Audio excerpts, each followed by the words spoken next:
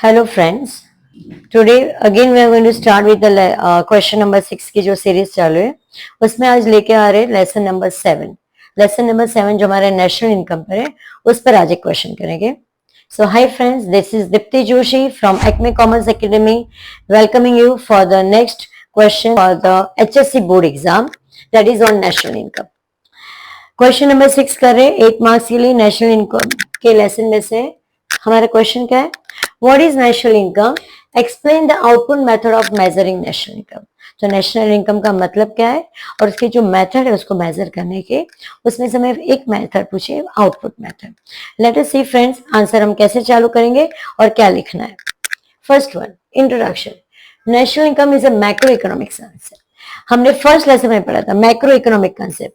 Macro meaning covering the entire economy, study of the whole economy. That is the one part is our national income where we study the income of entire nation. इसके लिए national income is a which concept? Macroeconomic concept. Next is meaning. Total income of nation is called as a national income. हमारी जो income है total nation की in the form of income earned by all the factor of production. हमारे जो factor of production है land, labour, capital, entrepreneur, they earn the income in the form of the reward price. मतलब they are getting the rent, wages, interest and profit. Income coming from all these factor of production is called your national income. Now it is a flow of goods and service produced in an economy during the year. In real economy, real meaning in the form of your real goods and services जो हम economy में produce करते हैं, that also is converted in terms of money, is also part of your national income. So income earned by all the factor of production as well as the goods and service which are produced in the economy which is converted into terms of money, है ना, जो इसको हम money में convert करते हैं, जो भी गुड्स एंड सर्विस प्रोडक्शन करते हैं, that is also your national income during a particular year. Friends, national income we always calculate for the one financial year, right, that is starting from April to March. Now after writing the meaning, अब meaning लिखने के बाद लिखोगे definition। Definition given by the Fisher, which is very important. Fisher approach is at consumption end. Now what Fisher is saying कि whatever goods and services are produced in the economy, उसका अगर कुछ use ही नहीं होगा, अगर वो consumption नहीं होता है इकोनॉमी में, या कंज्यूमर उसको कंजम्पशन नहीं करेगा, तो वो प्रोडक्शन का कुछ मतलब ही नहीं है, या is of no use. So what is a Fisher approach is given at a consumption side. So what is he writing? National income बताओ या dividend बोलो। National dividend is one in the same. So national dividend consists solely of services as received by the ultimate consumer. Ultimate consumer मतलब we are the ultimate consumer. जो भी goods हम purchase करते, what we do? We bring it at home, start using. या bring it whenever we need, जहां पर हमें चाहिए हम लाते हैं और यूज कर लेते हैं। So that is why it is consist solely of service received by whom? By the ultimate consumer, whether from their material, मतलब हम जो goods लाते हैं वो, or else from the human environment, मतलब services. Whatever goods and services the consumer is consuming or using is a part of your national income. It means the national income is always calculated from the consumption side of the consumer, which helps you to convert in terms of money. Now, after writing this, we know that national income is always calculated in terms of money, and that is why it is always written that goods and service produced in the particular year, yeah, income of the nation is always written in the form of money value of goods and services, क्योंकि हम national income हमेशा rupees में करते हैं, as we are living in modern monetized economy. हमारी economy क्या है? Modernized economy है, and that is why all the goods which is produced and that is your production, distribution, consumption and exchange, as well as the behavior of the economy in the form of that is in the form of your welfare of the society is considered in calculating your national income. I repeat, national income हम किसके लिए करते हैं? It is used for production, consumption, distribution and exchange, and also for the welfare of the nation. For that we need to calculate our national income. After writing this, आप introduction लिख दो, meaning लिख दो, definition लिखने के बाद you will start with the output method of measuring national income. Now output method is also known as your product method. Yeah, you can say your investment method. While doing this method, yeah, when we use this method for calculating national income, we must see that जो भी हम लोग production कर रहे हैं या जो भी प्रोडक्शन करने के बाद उसकी वैल्यू मनी वैल्यू में कन्वर्ट कर रहे हैं, तो we must see that we should avoid double counting. Now what is this double counting? To avoid double counting या टू अंडरस्टैंड कि ये जो डबल काउंटिंग का मतलब क्या है and how we can avoid double counting while calculating the national income, the economist has suggested two alternative approach. One approach is your final good approach and second approach is value added approach. Now let us see one by one what is this approach which will help us to calculate national income. जो हमें national income calculate कर सकते हैं without calculating your double time. मतलब हमें national income को 2 times add नहीं करना है, सिंगल टाइम में ऐड करना है. तो what is this double counting? Let us see by first method called final good approach method. Now valuing all final goods and service produce in all sector.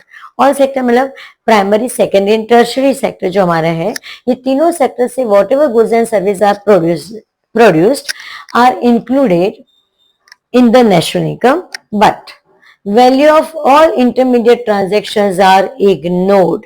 Now what is these intermediate goods? Intermediate goods are those goods which are used in the production of particular goods. अब जो भी goods production करोगे उसमें जो हम raw material use करते हैं या डिफरेंट स्टेजेस में वो जो प्रोडक्शन प्रोसेस जाती है to make a final goods, उसको बोलते हैं intermediate goods. Middle raw material या जिसके जो भी प्रोसेस करने के लिए हमें अलग अलग स्टेज पे जाना पड़ता है. तो हर एक स्टेज में जब हम प्रोडक्शन प्रोसेस एड ऑन करते हैं, उसकी वैल्यू एड ऑन होती है, वो एड ऑन प्रोसेस को बोलते हैं इंटरमीडिएट गुड्स. बट वो हमें इग्नोर करना है when we calculate the national income. So why we have to ignore? As value of final goods includes the value of intermediate goods.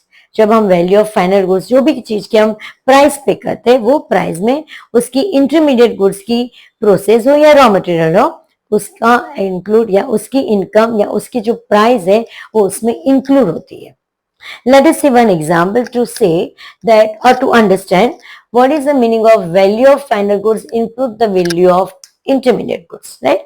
Intermediate goods की जो value है वो फाइनल गुड्स में include होती है. उसके लिए एक एग्जांपल एग्जाम में भी आपको वैसे ही लिखना है जैसे यहाँ पर दिया है.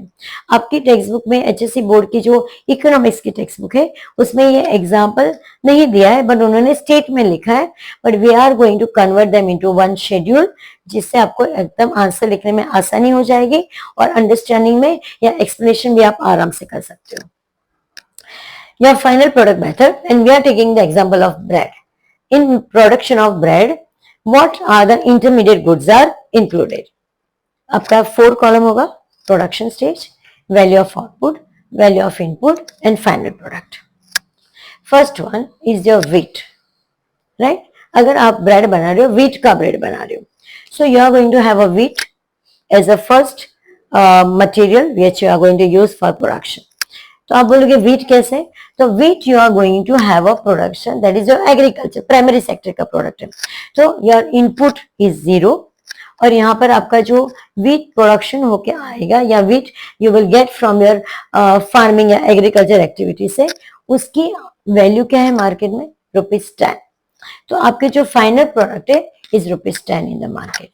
Now this wheat will be going to the flour mill जहां पर वो आटा बनता है, right?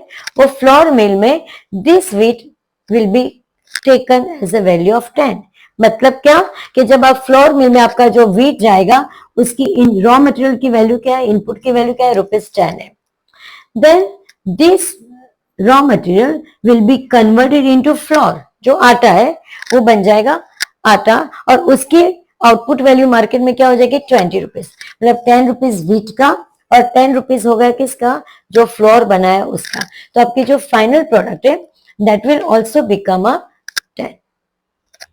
That is you can say even a final product to be a 20, मतलब यहाँ पर आपका 20 फाइनल प्रोडक्ट मार्केट में फ्लोर आपको आ रहा है 20 रुपीज का।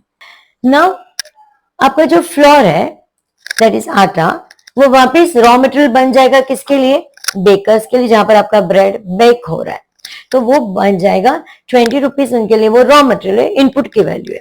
और वही इनपुट यूज करके, रॉ मटेरियल यूज करके, that baker will make a bread and he will add his own 10 rupees, that is I have written here 10 difference, that 10 rupees and the value of his output will become 30. So again your final product will become 30, right? तो आपका जो input क्या था उसका 20 rupees, वो raw material लेके आया, आटा लेके आया, 20 रुपीज पे करके फिर उसने बेक किया, ब्रेड बनाया, तो उसने अपनी और 10 रुपीज ऐड कर दिया and the value became 30. So now your final product became 30.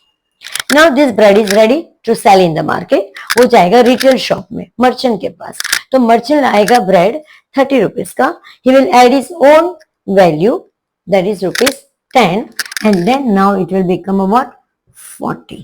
तो योर फाइनल प्रोडक्ट क्या बन जाएगा 40.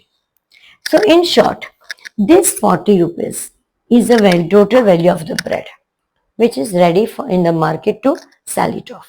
Now when you are calculating the national income, what you should do, you should avoid the value of all these intermediate goods. Why? क्योंकि जो आपकी intermediate goods है उसकी already value is added in your final product. तो जो हमारे rupees हर एक time में आपको 10 रुपीस का आपका डिफरेंस आ रहा है. सी ये 30 minus 20 10, 40 minus 30 10. तो when you include all these 10 rupees it becoming 40 rupees. तो आप रॉ मटेरियल के जो भी आपके जो प्रोसेस है, दैट प्रोडक्शन स्टेज के जो अलग अलग स्टेजेस में आप कितने ऐड कर रहे हो, एवरी टाइम ये रुपीस 10 ऐड कर रहे हो, और उसको अगर ऐड करोगे तो आपको 40 मिलेगा. और आपके फाइनल गुड जो मार्केट में ब्रेड आप सेल कर रहे हो या ले रहे हो, that is also 40 rupees. So if you use both the thing तो it will become double counting. क्यों? क्योंकि आप 10 रुपीज सेपरेटली भी यूज कर रहे हो, किसका, जो आपके रॉ मटेरियल है उसका, वो भी आप अगर लोगे, प्लस आप फाइनल प्रोडक्ट जो आप ब्रेड रेडी करके रेडी है सेल करने के लिए मार्केट में, वो भी 40 है. तो ये 40 और ये 40 become 80, becomes double counting. So to avoid double counting, what we should consider only the value of final goods ready for the sale in the market, that is your 40 rupees. So what is the final good approach? Help us to know that whenever you are calculating the national income by using the final good approach, what you should do, you should avoid the double counting, and you are not going to include the value of your intermediate goods, that is your wheat, flour and bakers, what they are utilizing, yeah, adding their value in their product. Otherwise it will become double counting. So friends, when you are going to write the answer, आप final good approach के लिए ये particular point लिखोगे, आप ये particular schedule draw करोगे and just write in your own words कि whenever the bread is being produced, the value of wheat, flour and bakers, that is not to be included, as it is already included in the value of final goods, which is the value of the bread is to be 40. If it is added in the value of final goods along with the intermediate goods, it will result into double counting or you will not get the correct value of national income. आपको correct value national income की मिलेगी नहीं. So this is your first approach called final product approach. The next approach will be your value added approach. So now let us see the value added approach method. So okay friends, let's start with the next method, value added approach method. First हमने किया था that was final good approach method, जहाँ पर हमें only value of final goods and service add करना था. Now we'll do value added approach method. If you see the name, उससे ही पता चलता है value added मतलब every higher stages of production. आप जितना एक एक स्टेज प्रोडक्शन के प्रोसेस इंक्रीज करोगे, उसकी वैल्यू आपको ऐड करके आपको नेशनल इनकम फाइंड करना है. You can use any of the method, either final good approach method use करो या value added approach method. Now let us see what is the method. The value added at each stages of production process is included. 8 stages of production process. कोई भी final product बनता है वो अलग अलग process से पास होती है और फिर आपके हाथ में वो प्रोडक्ट आता है. जैसे फॉर एग्जाम्पल है, आप ले लो कोई भी आपकी बैग ले लो, whatever the college bag you are using, तो कॉलेज बैग बनती है तो भी उसकी प्रोडक्शन प्रोसेस होती है, उसके पहले मटेरियल होगा, फिर उसको स्टिच होगा, उसको फिर स्टिच करने के बाद उसकी चेन लगेगी, देन उनका जो लोगो है वो लोगो आप वो लगाएंगे, तो ये अलग अलग प्रोसेस जाते हैं। तो अलग अलग प्रोसेस में उनके जो भी वैल्यू ऐड होती है, जो भी उनके कॉस्ट होता है रॉ मटेरियल की, दैट इज एडेड, और फिर आपको वो जो भी बैग है आप वो 1000 रुपीज 2000 रुपीज में लेते हो, राइट। तो सेम वे कोई भी प्रोडक्ट हम लेते हैं तो वो प्रोडक्ट की हमें क्या होती है, प्रोडक्शन प्रोसेस लगती है, और उसमें उसकी वैल्यू भी ऐड होती है। So value added at each stages of production process is included, and the difference between the value of output and input at each stages of production is called value added. Value of input and output, आप जो raw material की price पे कर रहे हो और जो उसके बाद उसके जो आउटपुट निकलता है या फिनिश गुड्स आता है, उसके जो डिफरेंस होता है, that is called value added.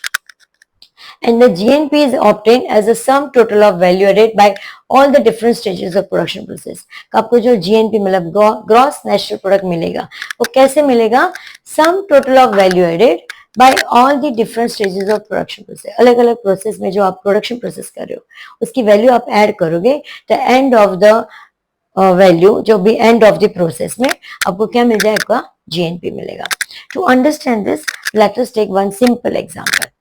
So and आप कब तक ऐड करोगे वो value, till the final output is reached in the hands of consumer for consumption. तो मैं I will keep on adding that value जब तक वो फाइनल गुड्स रेडी हो जाती है, किसके लिए, कंज्यूमर को कंजम्पशन करने के लिए, तब तक आपको वो वैल्यू ऐड करनी है, और जो वैल्यू आप ऐड करोगे that will be the value we are going to use in calculating national income. Let us see the one example. Production stage है, हमारा वैल्यू ऑफ आउटपुट है, वैल्यू ऑफ इनपुट है और वैल्यू एडेड है। हम for example we are taking the example of shirt what we are buying from the market which is a finish product, final goods जो हम लाते हैं और immediately we wear it for our need. Now जब shirt बनता है तो उसके लिए what you need, cotton. So cotton comes from the primary sector which input value is 0, और जब हम उसको कॉटन बिकम्स द आउटपुट या finish product for the next stage. Input उसकी 0 है और उसकी जो वैल्यू है मार्केट में, आउटपुट वैल्यू क्या है, ₹150। तो आप कॉटन लेने जाओगे, सिंपल कॉटन जहां से हम शर्ट बनाएंगे, वो कॉटन की आउटपुट वैल्यू क्या है, इज 150। नाउ वो cotton will become a raw material for a yarn industry, जहां पर हम थ्रेड बनाते हैं। तो वो यार्न इंडस्ट्री के लिए 150 रुपीज का कॉटन का जो रॉ मटेरियल हो जाएगा 150 रुपीज का होगा, और वो रॉ मटेरियल यूज करके they will convert into yarn, जिसकी value of output finish product की वैल्यू हो जाती है मार्केट में ₹250। Now yarn that is your thread, वो यार्न इंडस्ट्री में से वो यार्न जाएगा कहां पर, क्लॉथ बनाने के लिए। तो cloth making industry they will make the use of yarn as a raw material, and for which they have paid how much rupees, 250। तो 250 क्या है, रॉ मटेरियल या इनपुट वैल्यू है, किसके लिए, क्लॉथ इंडस्ट्री के लिए। 250 रुपीज उसकी रॉ मटेरियल की वैल्यू है। Now this raw material will convert into output at how much rupees, 400। Now friends let us look at the last column. अभी लास्ट कॉलम में क्या बताया कि फर्स्ट 3 कॉलम पहले हम चेक कर लेते हैं। 150 रुपीज आपकी आउटपुट थी, इनपुट तो 0 था, your value added is 150 same. Now yarn में आपने क्या किया, आपने यार्न के लिए कॉटन परचेस किया 150 का, and you have made the yarn ready to sell in the market at ₹250। दोनों का आप डिफरेंस देखो क्या है, 100। See what is given, it is a difference between the value of output and input. Output and input का difference क्या है, 100 है। Now this yarn will be taken up in by the cloth industry at the ₹250, जो उनका raw material है, right, and they will produce the cloth worth ₹400, जिसकी output value है।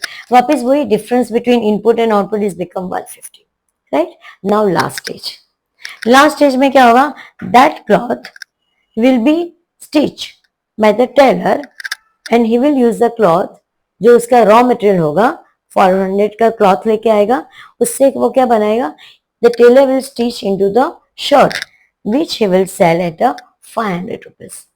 Right. वापिस difference between input and output, 500 में से 400 minus करोगे तो क्या आता है 100 rupees. When you add value added, see here, what is that? Sum total of the value added by all the different stages of production. अभी ये different stages of production है, we are adding all this value and how much becoming 500, and this is only the value of your gross national product.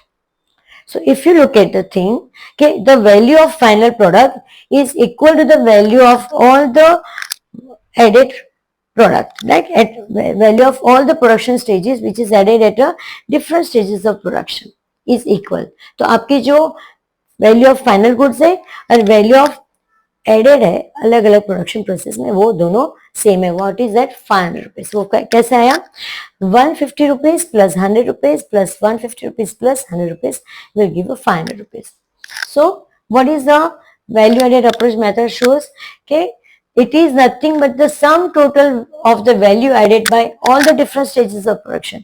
All these different stages of production में आपने उसकी value add कर दी, and कब तक add करना है till it is reached to the final output. तो हमारे फाइनल आउटपुट क्या है, शर्ट है which is ready to wear by the consumer for final consumption. And this is called your value added approach method, कि जहां पर every stages of the production में जो भी वैल्यू आ रही है वो सारी वैल्यू को आप ऐड कर दो और आपको मिलेगा the value added approach से amount rupees 500 which is nothing but the value of your gross national product, that is your GNP. Right friends, आपको सेकेंड मेथड में जो मैंने यहाँ पर बताया, आपने ये दोनों पैराग्राफ लिख डालो, then you write this table and just explain in a very short this is nothing but the sum total of value of GNP is equal to the value of final product which is ready for the consumer to use for the consumption. और वो 500 कैसा आया, you can show that rupees 150 plus rupees 100 plus rupees 150 plus 100 becomes a total value become 500. This is a value added approach method. So friends, हमने दो approach देखे, one is final good approach method and another is a value added approach method. और उसके साथ आपको लिखना है what is the meaning of national income with her meaning, definition and introduction, right? And then you will show that output method is also called as a product method या inventory method, right? Friends, I hope so. You must have understood this answer properly, जो आपको काफी help होगा आपके board exam में answer लिखने के लिए.